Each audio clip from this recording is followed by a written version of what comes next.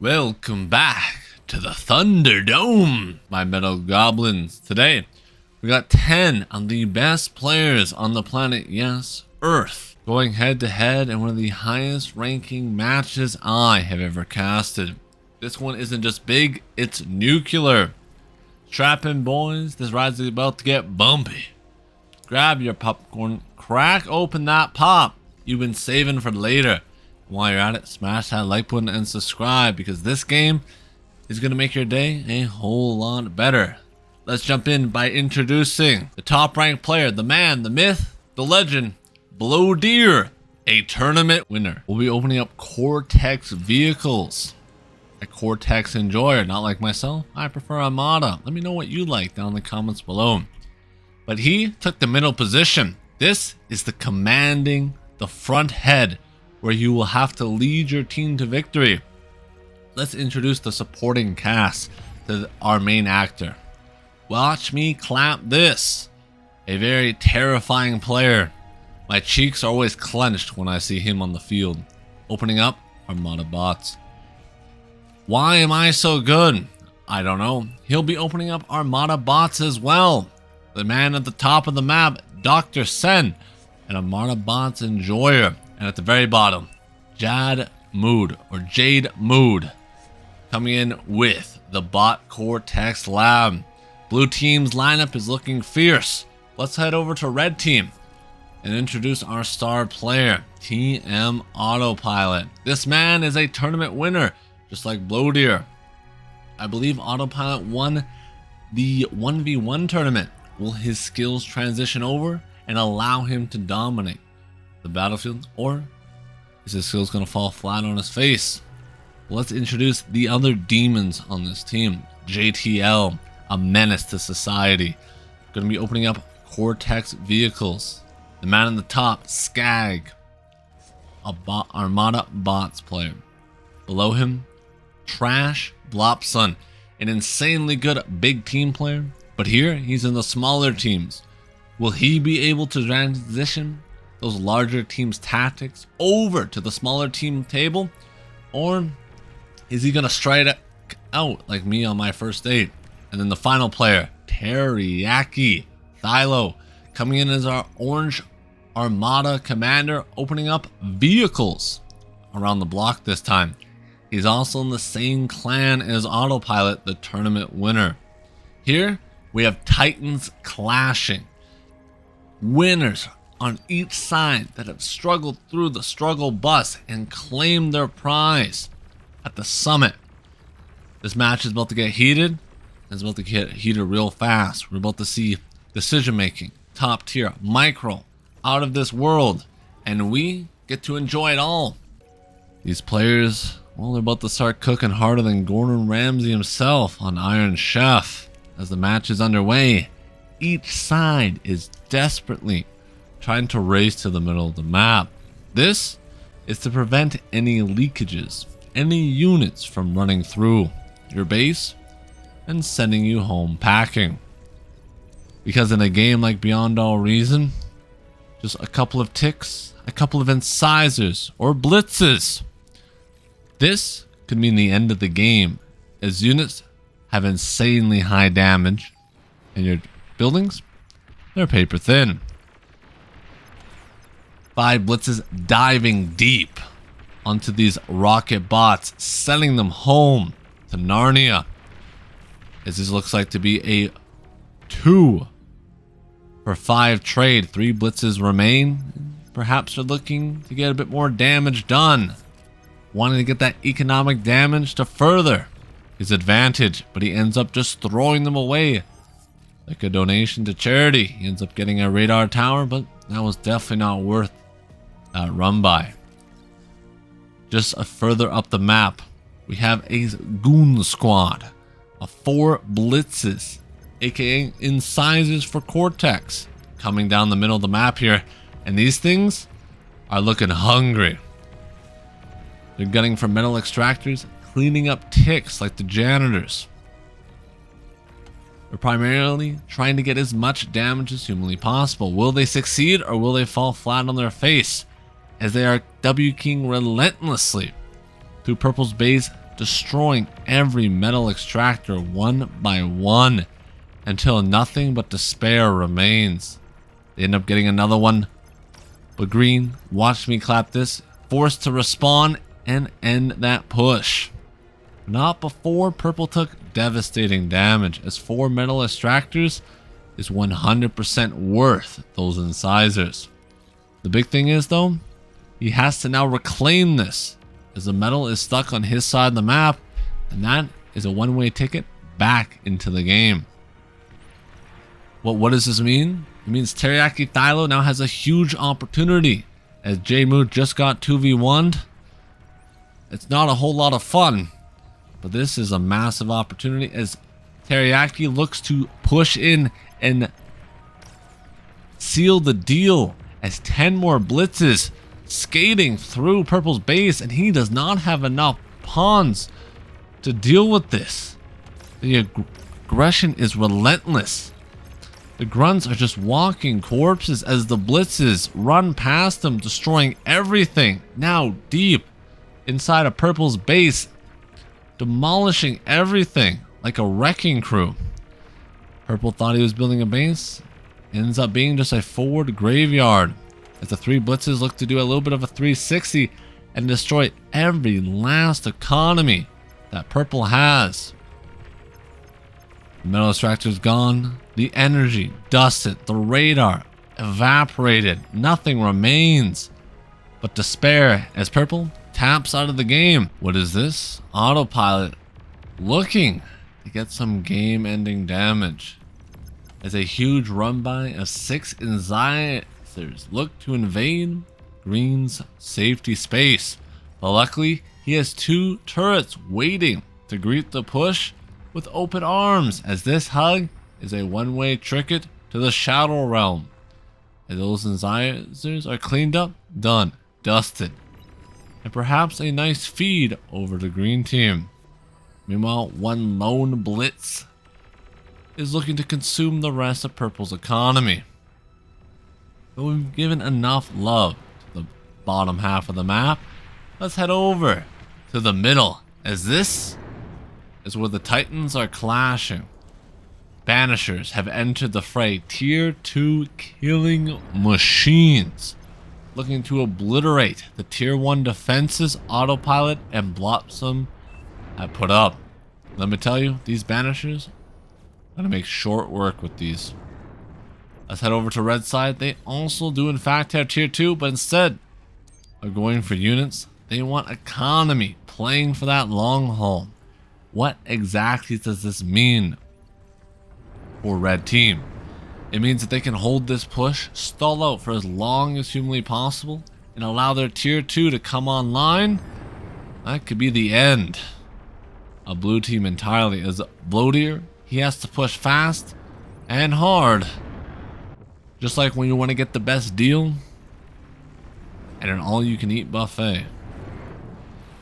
Well, what is this? We have a few rambunctious blitzes looking to get a nice run by, but green spots this from a mile away and looking to clean it up, as it goes for the entire surround, leaving the blitzes defenseless, alone and afraid. Perhaps Teriyaki Thylo felt bad for making purple rage quit and wanted to give a generous donation over to blue team to get them back into the game. As this is happening, we have a plethora of gunships followed by bombers looking to do some devastation to red team's economy.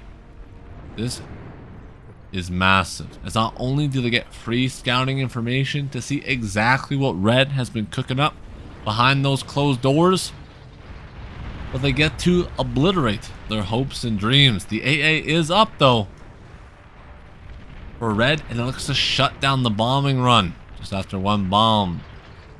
But the gunships, well, they're let loose, a free reign, as they're about to turn yellow's base into a live ghost town, as they're all you can eat in the back line. Well, blue, well, he has a 2-punch attack. It's a new swarm of 27 pawns have now entered the fray. and they're looking to clean up what's left of JTL's economy. And there's not much. This could be the final nail in the coffin for red team. Will they survive the onslaught, or will they fall completely down into despair? As we head back over to the middle of the map, the Banishers, the Salamanders are looking to push further in, but Blotzon, he's got a commander cloaked and ready for some juicy D-guns, but the Banishers send that man packing with a one-way ticket to Pingtown. There's nothing left but his sad, decrepit corpse. What exactly does this mean for the match state? Well, blue has now gained complete control over the middle of the map as another firework just went off, along with red's advantages. JTL, well, he's out of the game, and this man is on the side of the road in his tin can box, as all that remains is a commander on 14% HP, a perfect replica of this man's sanity. Blue, once looking like a walking coffin, now back in the driver's seat and looking like they have full control over the match, as green has pushed back Teriyaki Thilo. Blue, Bloater, commanding position in the middle of the map, and that bombing run / gunship run by left yellow completely homeless. Tier 2 is on the map and it's everywhere. A fat boy has now entered the fray. This thing, splash damage, bigger than a 500-pound man jumping into your public swimming pool. An absolute nuke waiting to happen. But the Jaguars, quick, swarm it down, eating it alive, leaving nothing behind but the salt from all the grease that man sweat out.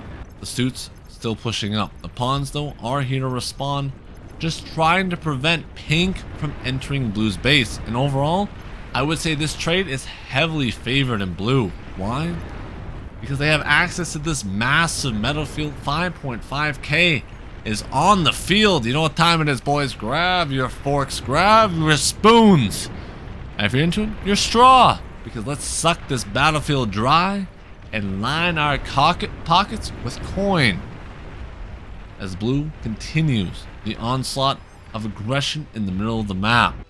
Red's army finally starting to come online as that economy is kicking into high gear, and Bloater's commander looks like a wild bunny rabbit about to get eaten alive by the wolves of red team. Boom, gone, dusted. This will force red to push back blue all the way back to their spawning location. Is this the end for blue, or is there still hope in their dreams?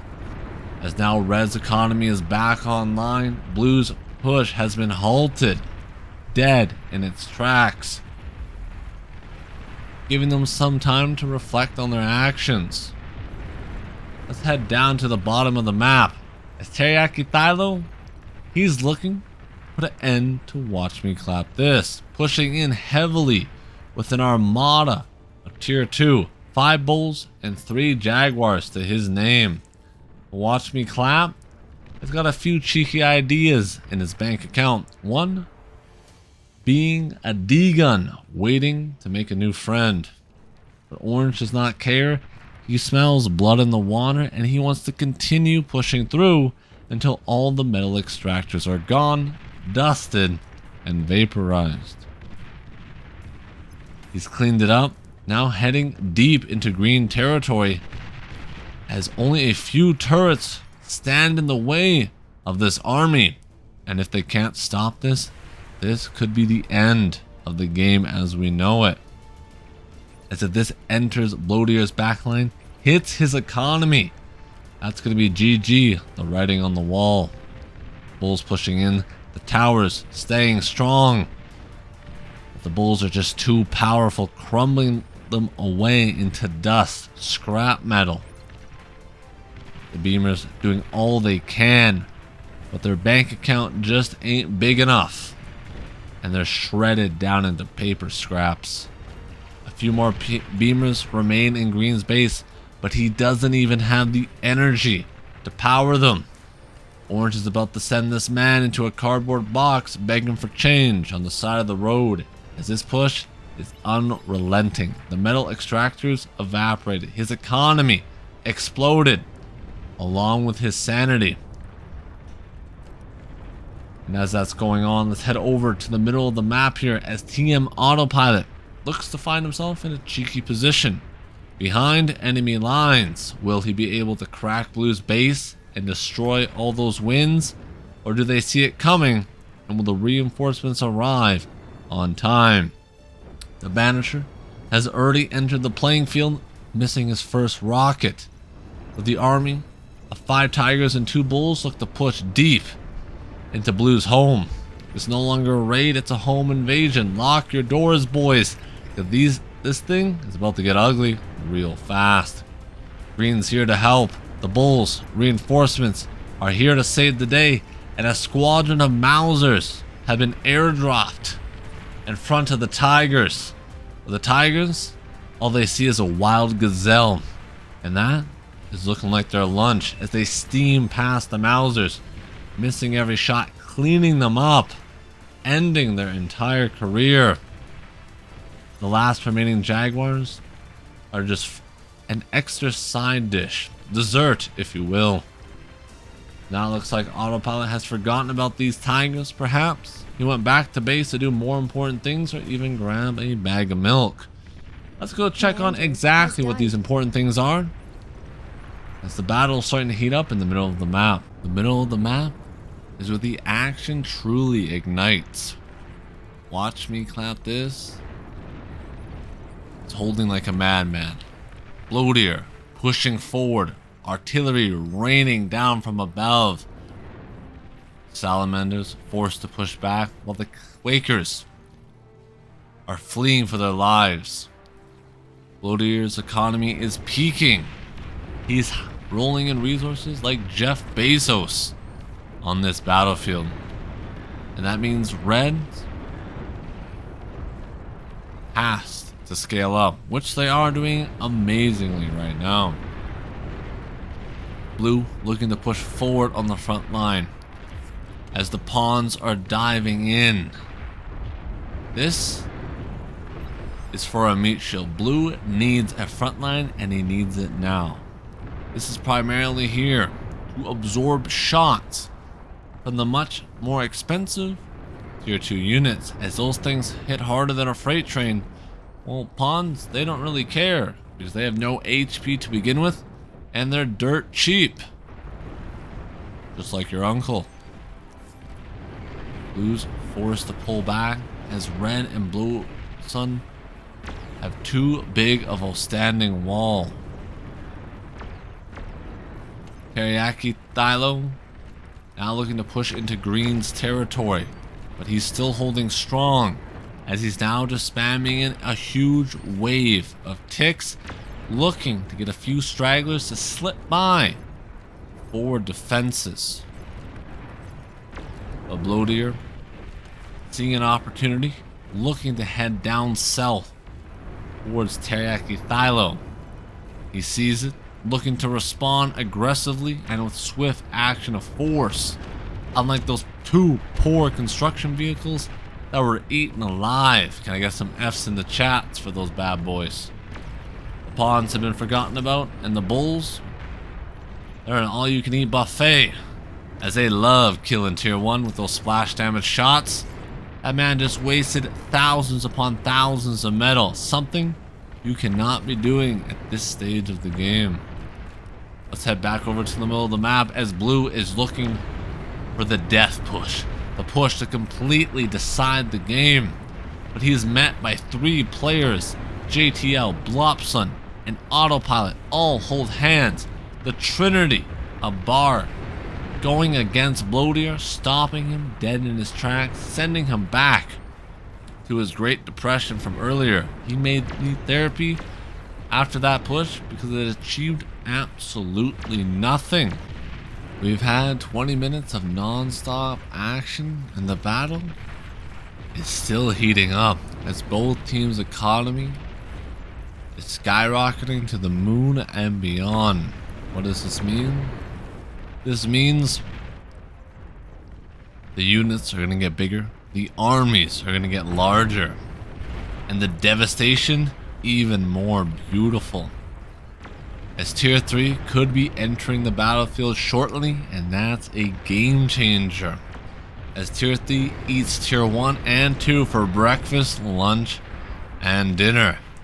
While I'm rambling like a crazy old person. Red is looking to devastate the front line of green as the Tsars and Tigers shell away, demolishing his base into a junkyard. Green left with nothing but rubble and scraps to call home. Red takes his victory and retreats without losing a single unit.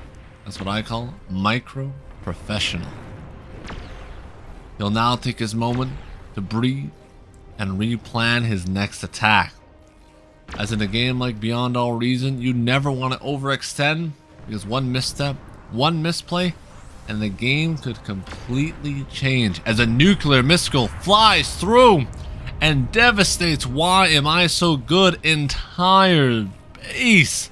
Went up in flames. He forgot his anti-nuke, just like you forgot to like that button and subscribe. This is a tragedy waiting to happen. That's the entire blue economy gone dusted. But Why Am I So Good launching his retaliation nuke that gets shut down immediately. Red did not forget to lock their doors, and blue did. And the devastation shows. As that nuclear missile sends him back to the Stone Age. This could be a golden opportunity for Red now to end the game, as the front line is getting more chaotic than my hairline. And he is looking to push in hard and fast.